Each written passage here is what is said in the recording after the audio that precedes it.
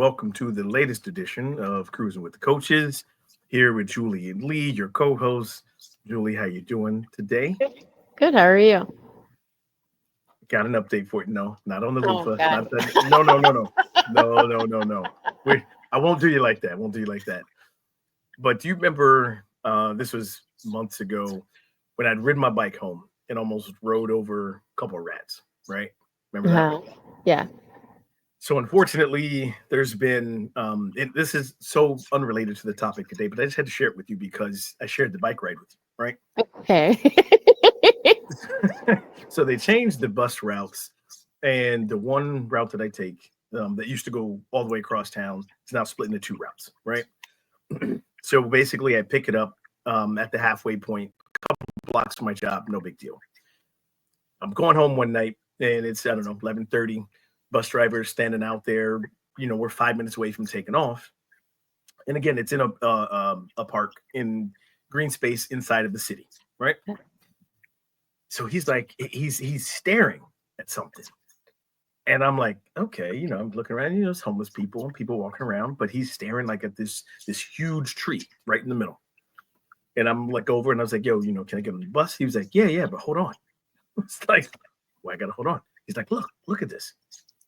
So I'm looking, and I'm like, well, what am I looking at? He was like, just wait a minute. So as my eyes adjusted to the darkness in the park, how do I say the ground was moving? Okay. There were so many rats. Ew.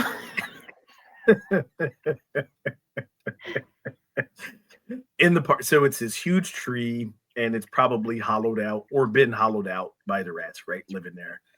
They have all these burrows throughout this park. But I swear, so I mean, we're looking, and I was horrified. I'm like, can we leave? Because I feel like why are we watching this? I feel like they're gonna come close to the bus. Like it was. Oh.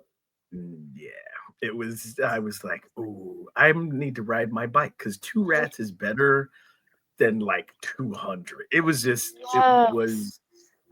Yeah. So I will. Like. Yes, they were. Yeah. Yeah. So but because I just have to share those things with you. Well, I appreciate that. Thank you for sharing. As the viewers and listeners are like, click, click, click. All right. Bye. We're like, rats? No, we're good. We're good. Ew, I can visualize it now. Ew. It was just like the moving and just like the ground. Just stop. Well, the bad part is because it was dark. You It actually like had and you had to wait until your eyes adjusted, and you're like, "Am I seeing what I think I'm seeing?" Mm-mm. And but the bus driver, like, I'm like, "Bro, can we go?" Can we, like, it was, fun of living in the city. There you go. Did I mention that like there's a restaurant called George Brown's right across the street from the park? Did I mention that? There's every which way there's a restaurant, but anyhow. So I will thank you for the nightmare that I will have later this evening. Thank you. Appreciate that. I'm here for you. I'm here for you. Thank you. Yeah, don't go to sleep. No, I will not. It was awful. So it was, you know what? I know how to roll it into today's topic. Oh, right? I absolutely do. I gotta hear. I gotta hear this. Yeah, please do. Yes. Well, we're gonna talk about the art of detaching, right? So I think what I'm gonna work through is detaching myself from that particular vision that I had at the bus stop. Okay. And maybe take another bus route or call a cab. Okay, yeah, no, that didn't work. But but this is what we are talking about today. The art of detaching. And it comes from like this codependency in relationships, right? So let's go ahead and jump into the slides here. this was from Psych Central or psychcentral.com. And Sharon Martin is a licensed social worker and or counselor, social worker. But detaching is an effective way to cope with a codependent relationship or any toxic or dysfunctional relationship, whether it's an alcoholic parent, an addicted child, or a narcissistic spouse. Detaching is the opposite of enabling because it allows people to experience the consequences of their choices, and it provides you with the needed emotional and physical space that you can care for yourself and feel at peace. So before we go any further, any thoughts on that definition from the doctor there, the counselor? Um, I would also like to say, like, I think what we also need to like say to that is what you might deem toxic for yourself. It doesn't necessarily have to be actually toxic. So I think sometimes we get hung up on um it actually being toxic, like it having Sure, to be substance abuse, it having to be abusive. Like you can have a toxic relationship with someone and it just being the fact that maybe they're just a gossipy person. That's So toxic. it doesn't have to be as extreme as those examples. Exactly. Mm, Exactly. mm, So maybe just the fact that it can be a toxic relationship for you, not necessarily it being yeah, toxic and what like it. it actually stands for, kind of a thing. Good call out because I Yeah, can think of, if you're in a work environment, right? correct. And now we're not saying the work environment itself is toxic, but Right. there can be, like you said, the gossiping or Mhm. people who, whether it's intentional or unintentional, Correct. just like to share information unnecessarily. Yeah. Yeah.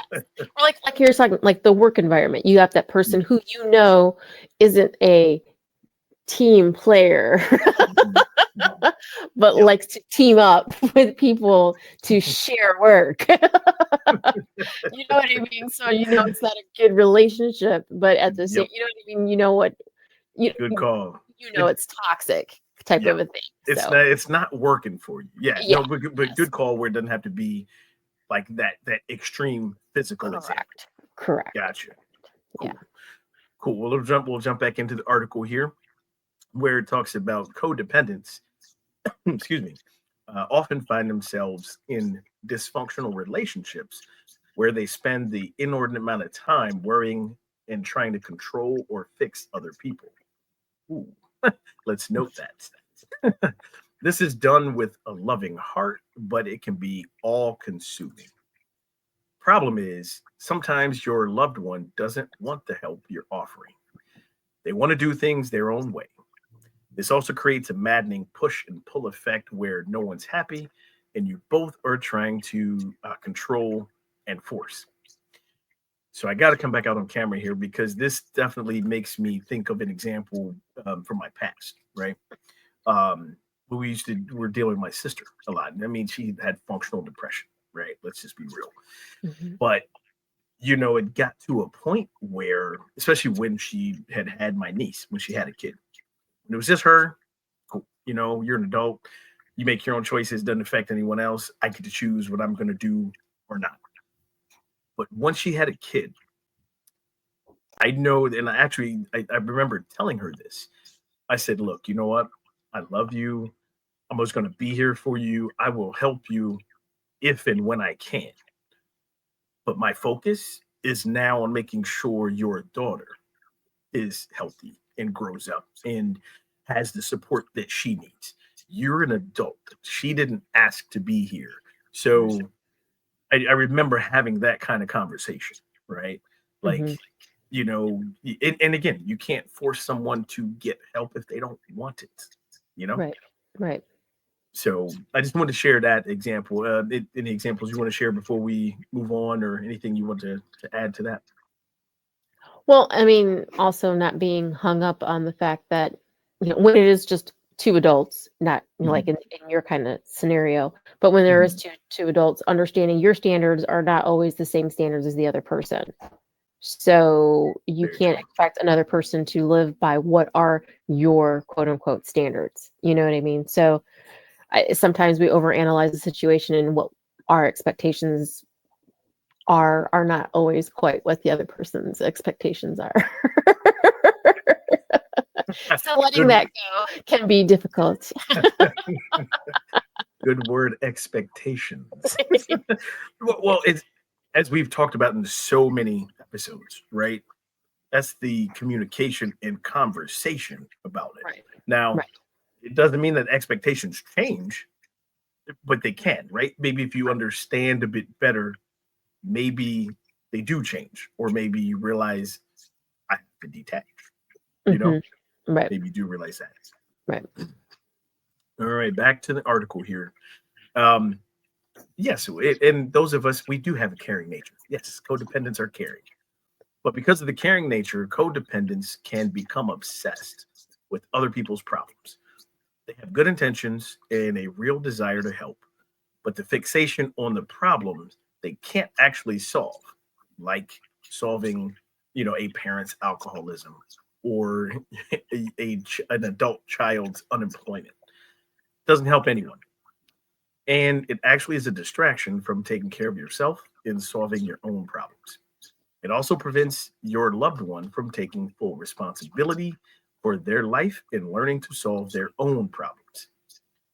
100% agree with that, right? It's very similar to coaching, where if someone is working with you, or you're even a mentor, right?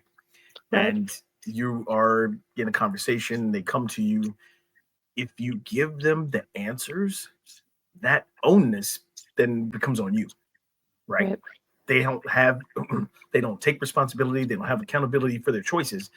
They'll come back and say, "Well, you told me to do this, and Right. it didn't work." Or do you get the credit if it works? You know what I mean? So, Right. I think yeah, that's the hardest part, is trying to help someone come to that, because especially when you're talking to someone who's 20 something, and you've been there several times, and and you're they kind and of they know everything, and they know everything. right. But like you're sitting there, you're with your 50-year-old self saying, God, I've been here 20 times. I know exactly what you should do, but like Right, I right. could tell you exactly what to do, but if I tell you exactly what to do and you don't know how to maneuver yourself, what help am I actually giving you?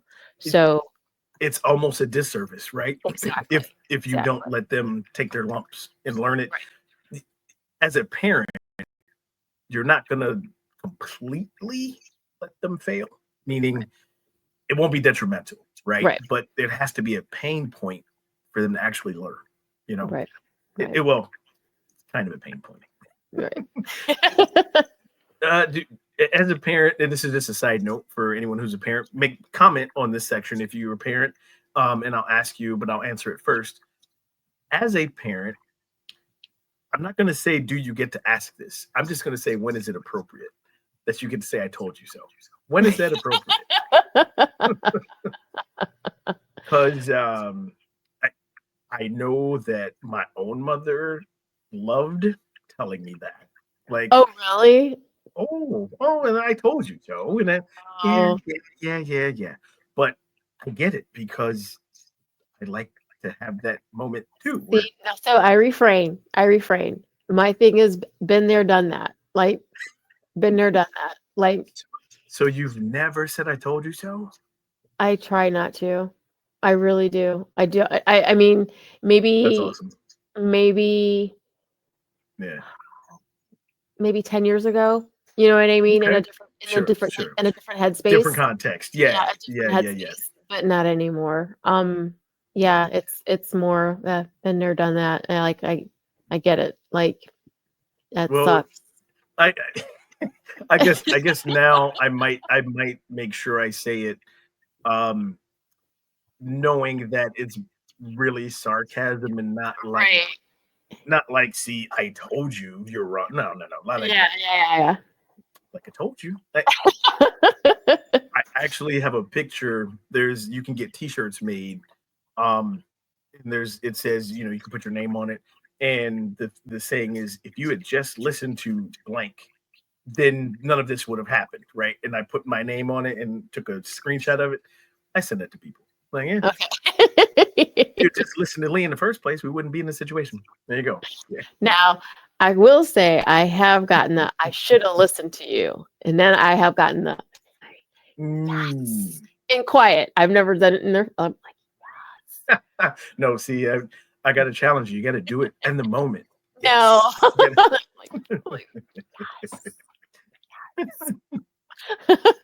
No, yeah, that's just wrong. Yes. Send all your hate mail to her, not me. I do it in quiet. Like, yes. We got a couple more slides here. So these are like you cannot, as a codependent, you cannot solve other people's problems. So according to codependency expert Melody Beatty, I think is how you say that, detachment is based on the premise that each person is responsible for themselves, that we can't solve problems that aren't ours to solve, and that worrying also does not help. Detaching is a way off of the relationship roller coaster. Detaching allows you to take care of yourself, honor your own feelings and needs, and let go of the guilt, and shame that might result from taking responsibility for other people's bad choices. So, like, I get that definition, but I'll ask you this question too. Mm-hmm. I gave that up a long time ago. Feeling responsible for other people's decisions. And I don't even know if I ever felt responsible for other people's decisions. I would have to challenge you on that. Okay. Because what about your daughter? You wouldn't feel responsible for decisions that she made. Like, I can say that now because now my children are all adults. But like, I feel like I've served my sentence. They're all adults now, so now I'm like, yeah, I don't have to feel responsible for them anymore. You're doing the Tom Cruise sliding through the. I've done my time, but like up until then, like I always, as a parent, been like feeling like white knuckling it, like responsible for anything impossible that they could have done. So good call out, and I would say that has begun to evolve because now oh my God, she's about to be 16. Not the point. But it's begun to evolve because she's older, right? So I'll give you that at a younger age, or even that tween stage, right? Oh yeah. Oh, your next 2 years are going to be your most fun. Yay. Yay for you. Absolutely. Well, I know who I'm like, you can call so-and-so because she thought she was done, but no. But yeah. I'll give you that. That would be, there would be some part of feeling responsible for that. I'll give you that. I guess, so I'll be more accurate. I would say I've given up a long time ago, and maybe it started with the example about my sister, right? Okay. Or any adults. Okay. I given that up a long time ago, feeling responsible for other people's decisions. Okay.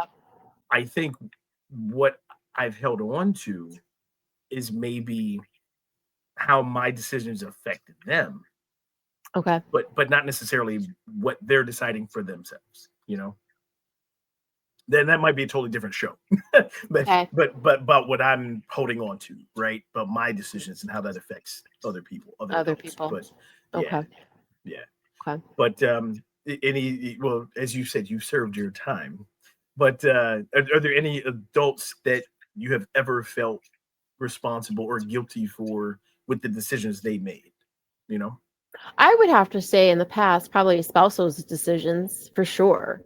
Mm-hmm. Yeah. Okay. I mean, especially if there was no discussion or what have you, and then a decision was made, and then you're just kind of like, like, ooh, that's kind of not what I would have done, but I'm going to stand by what you've decided. You know what I mean? I mean, I'm sure there were plenty of times where that has happened, and you're just kind of going, okay, like, I'm gonna ride this out with you, but that's not what I would have done, kind of a thing. You know what I mean? That's not. Yeah, I could see Yeah. that. I wish I had said something sooner so we could have gone a different route, or Correct. And I'm wish sure I I've had done it too. known. And Yeah, I'm sure I've jumped in there and said, we're doing this, this, this, and this. And then it's like, oh, yeah, by the way, this is what we're doing, kind of a thing. I think we've all done that.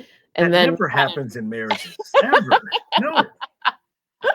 so, I mean, yeah, I can't say that I've not done that. So, Gotcha. yeah. But you've never. But I think you're probably on the same page as me, where at this point you haven't felt guilty about that in some time. You know, Mm-mm. it, Mm-mm. dare I I go was on a like, people limb? gonna do what they're gonna do. I was going to say, dare I go on a limb and say that we don't really feel guilty about other people and what Uh-uh. they do? That's not. Uh-uh. No. We did a show previously. I forget what the title of it was, but it was about control, the art of letting go, right? Mm-hmm. And minding or being in the business that's yours, Right. right? Right. Well, I can't be in the business of someone else's decision that affects their life. Right. That's not a business I'm in. So, Right. and even as a coach, y'all, nope, Yeah. I don't do it. It's Yeah. Unless you put that. me in your will and testament that says otherwise. Then we ain't doing that. We're I don't not have doing to.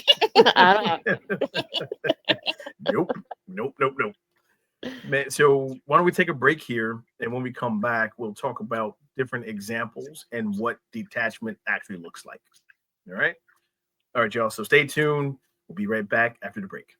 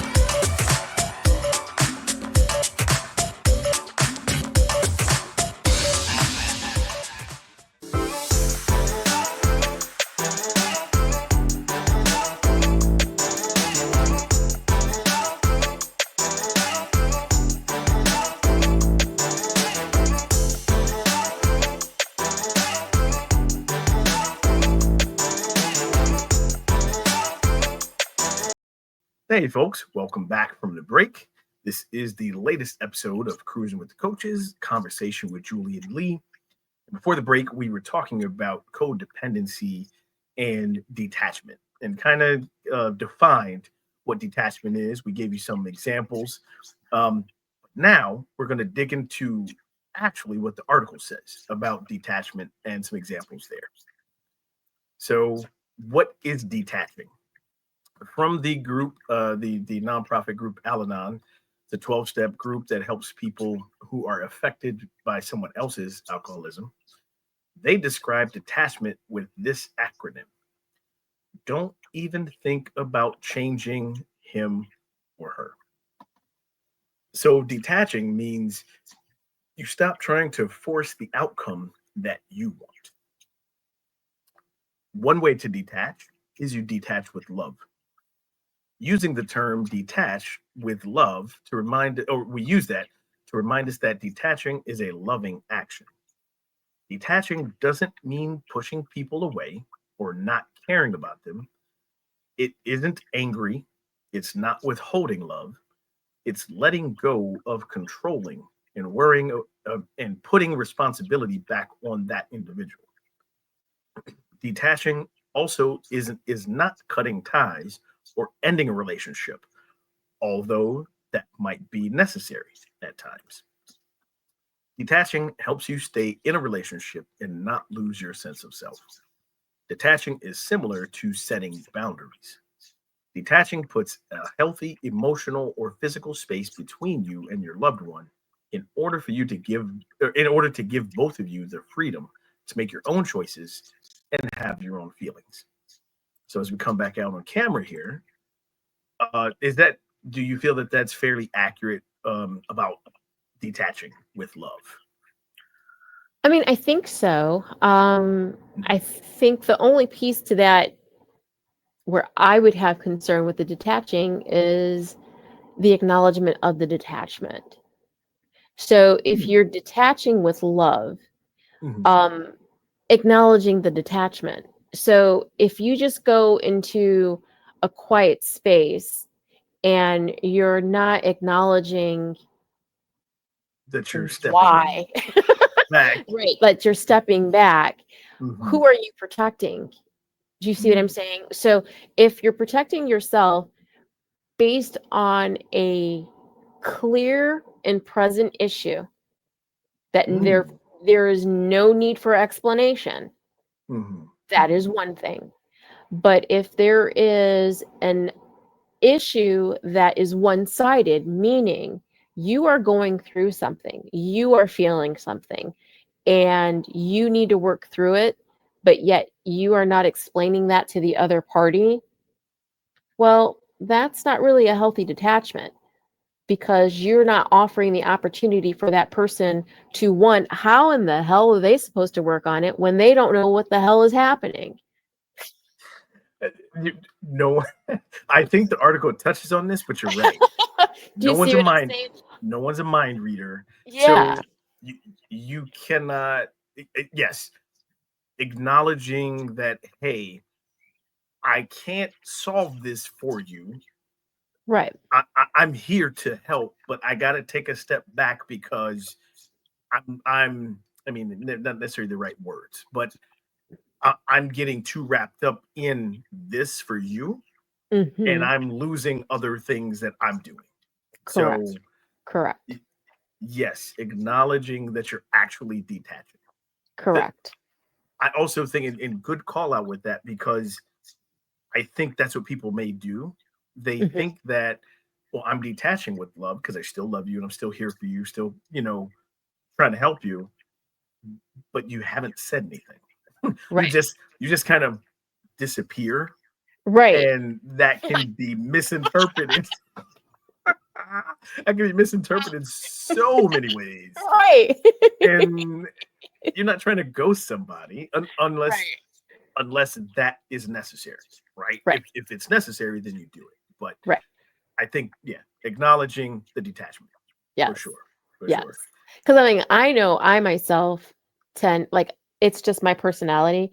Like, Mhm. I can detach, but I'll detach for self-love.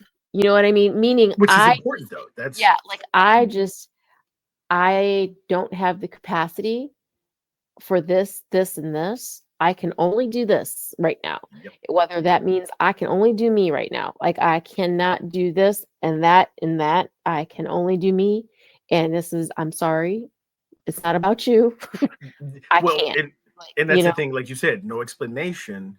mhm, There's no like that's a perfect example. I right. only have the capacity, right? Hmm. Not only is it communicating well, but it's being real about what Right. you can do, right? Right. Right. That's all you that's all you can do, really, Right. is kind of acknowledge what you have capacity for. you Right. know, Right. for sure. That is with love. These are examples of what detaching looks like in an emotional or psychological way. And you just talked about it, right? Mhm. Focusing on what you can control. So you have to differentiate between what's in your control and what isn't. You have to respond instead of reacting. So you want to take the time to figure out what you want to say. I would also say how you want to say it, so that when you're calm or calmer, rather than being quick to react or judge in the moment. Um, you also want to respond in a new way. So, for example, if you're taking it personal or you're yelling, and that other person thinks it's rude, don't make a joke of it, right? That changes the whole interaction. um Find a more constructive way. That's what I think the responding in a new way is, and allow people to make their own decisions, right? A few other examples of the psychological or emotional detachment. This is key. Do not give advice or tell people what they should do. Also, you do not want to obsess over other people's problems, and setting the emotional boundaries by letting others know how to treat you. So you were nailing it when you were giving that example. And we've talked about it so many times, right? The boundaries. It's I have another kind of example where um, this was kind of, I think, detaching from my dad a little bit. This Mhm. was years ago. He was his I think his love language was buying things, right? Like Okay. providing things. And so whether he could or couldn't, he always tried to. Okay. And so it was about, him wanting to buy me a computer or buy this and buy that. And I'm kind of personal about my own tech anyway. I'm going to research it. I know exactly what I want. I know what I'm going to get. And so, I set the boundary. I was like, no, I don't want you to get that. And he was kind of like stuck, not knowing what to do. Okay. I, and I didn't explain it. I was like, nope, I do not want you to buy me a computer. Please don't. Don't do Okay. that. So that was like setting that boundary of, this is how, I don't know how you're going to treat me, right? And not realizing his love language at that point either. Like, I didn't know that. I Mhm. just knew that if I let you do this, I'm not going to like it, but I'm going to have to act like I like it because you bought it. And I Right. don't want to, and I don't want to fake that. Right. I mean, So, and for what? To have the computer and not use it and have money right. spent and yeah. For it to be a doorstop, like, I Right. mean, paperweight. Yeah. So Yeah. yeah, yeah. So that was a setting a boundary for detachment of being an adult for myself. You know, Yeah. Yeah. yeah. Well, I have like one of my best girlfriends, like when we go together to have dinner or have drinks or whatever, Mhm. and if she's whether it's her going through something or me going through something, like that we'll let's say we've talked about it the whole week, like, Sure, oh, sure. like, rah, rah, rah, and this is rah, rah, rah, whatever, You and then you get we'll out, start, you get it all out. yeah, Yeah. and then we'll start the first 5 minutes like, okay, we're gonna talk about blah blah blah blah for the first 5 minutes, and then we ain't gonna talk about it no more. And like, okay, cool, and then we just da da da da, blah, blah, blah, blah, blah, and like, okay, we're done with that, and then we really won't talk about it anymore, and Yeah. it's just like because you don't want it to be like you just keep talking about it and talking about it and talking about it to the point where Mhm. you see each other again and you're still talking about And it it's and the you're same kind of going, thing. oh my God, are we still talking about this? And what's So even worse is that the more you focus on it, the more it will continue to be happening. And then exactly. you keep talking about it, you keep focusing on it, it keeps happening, and you're like, what are we doing? Yeah, Right, yeah, yeah, right. But it's those people that you know that you can talk to yeah. like Mhm. that you like, those are the people you keep in your life, because you're like, we can talk like Absolutely. this. And I'm like, boom, that's done. It's over with. We ain't talking about that no more. It's It, over. We're good. and that's the cool part, right? Like, you guys set the boundary of, we are going to let it go after this, right? Hmm. Yep. And that person is not bringing it back up the next time. Again. Exactly. No, that's cool. That's healthy boundaries, people. Healthy boundaries. Oh, you know what? I missed a slide about more emotional or psychological detaching. But this is what we just talked about, right? Giving expectations a reality check. So if you have unrealistic expectations, that can cause frustration and resentment. But lastly, you also want to do something for yourself. So notice what you need and how you feel, and then you try to give that to yourself. That way you can detach emotionally or psychologically. But these are there's one more. Sorry about that. And this was what I was talking about before, when the art of letting go, right? It's basically stay in your lane. This says stay on your side of the street, but it's a reminder to deal with your own problems and not interfere with other people's choices, right? I'll just come out real quick here. It really is just being in your own business, right? Mm-hmm.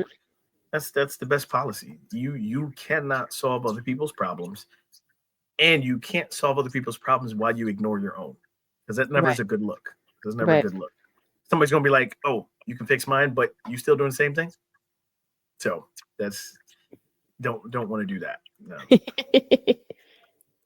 But the examples of physical detachment are being able to take space from an unproductive argument.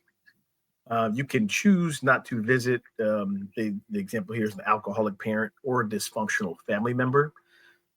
This tip was really good, I think. If it's like a family function, you can arrive late and leave early. If you know it's a potentially dangerous situation, you can leave. And so detaching is a way out of the chaos. It's a way out of the worry and getting away from the emotional pain that you're experiencing. Detaching isn't something that you must do all or nothing. So, say they advise to start where you are, practice and learn. And in time, you'll see that detaching is not just possible, but it's also freeing. So, the physical aspects of detaching, the arriving late and leaving early, I think is a good thing when people don't want to be at a family function, right? Or if they get to a family function and they know it's going to be, they're getting picked at from every angle of family, right? Okay. I can imagine. Now, I've never felt this myself, but I've heard of it, especially from women who are not married. And if you're over the age of 35 and you're not married, no kids, right? I've heard it. I was like, yeah. So you arrive early or arrive late, and oh well, you didn't bring anybody. Oh well, who are you dating? And it starts on and on. So you get your plate and you leave. You know what I mean? That's not a bad, or you just don't go. Yeah. No one dares ask me. I don't know what it is about me, but no one dare asks me. Well, we can take a guess. No, I know what it is. What they're doing, they're off to the side. They're taking they're taking bets. Who's gonna go ask first? That's what they're doing. So they got a pool going on. There's a whole bunch of money, and it's gonna be a big payoff. Someone just arrives. That's what they're waiting. They're waiting for someone just to arrive. They're like, "Whoa, they're all gonna be like, that's not who we thought it was. Who's this person?" Oh my goodness, so funny. Oh man. Well, any last thoughts on detachment that you want to share before we wrap up today's episode? I mean, I think the greatest part of detachment is when you've mastered it, you'll know, because you'll lose that adrenaline rush. So when you are no longer triggered, you'll know that you've detached from whatever the situation is or the person. So that is, I think, for me, I figured out like that was how I knew I had mastered detachment. Yeah. In a constructive way. In a constructive way, yeah. Because once you've removed the emotional piece of it, which is basically that adrenaline rush when you're not triggered, when you're not like, it's like, something happens and you're just like, like, how do I respond to this? Like, what? Like, oh my god, like when something happens, you're kind of going, huh. You just keep on moving, you're just like, okay, and you take your next bite or whatever. They're like, you're just kind of going, okay. That was interesting. Hope you fix that. Yeah, exactly. Hope that works out for you. Yeah. Oh, well, that was interesting. Okay. Well, you just keep it moving, So I think that's a good way to know that you've mastered it. Good call. I think being able to detach in the positive way, like I really liked what you said earlier, acknowledging it, right? Mm-hmm. Acknowledging you're going to do it, but then follow through and actually do it, right? Mm-hmm. Don't try to detach and then still try to fix something. Right. That's Don't too pretend. much of a Don't pretend. too much of a mixed signal, right? Too much of a mixed signal. And then they're like, well, I thought you were going to help me. Yeah, Right. but you're doing it wrong. No, that's not detachment. That's not it at all. That's fixing it for them, and you can't do that. Can't do that. Wait for them to turn around and you're sitting there like, no, I'm not talking about myself. No, I'm not. I'm not doing that. Well, you guys, we've appreciated y'all being here on this episode with us. Hopefully, you've learned about what codependency is and actually how to detach in a healthy way. For more episodes, check us out right there on Spotify. Look at the Live All Good podcast. Look for Cruising with the Coaches. You can also find us YouTube. Subscribe, like. I'm not doing the whole subscribe and like. Not doing that. Yeah, not doing that. But you can also find us. We got a Facebook page, Cruising with the Coaches on Facebook. Check us out there. So until next time, Lee and Julie signing out.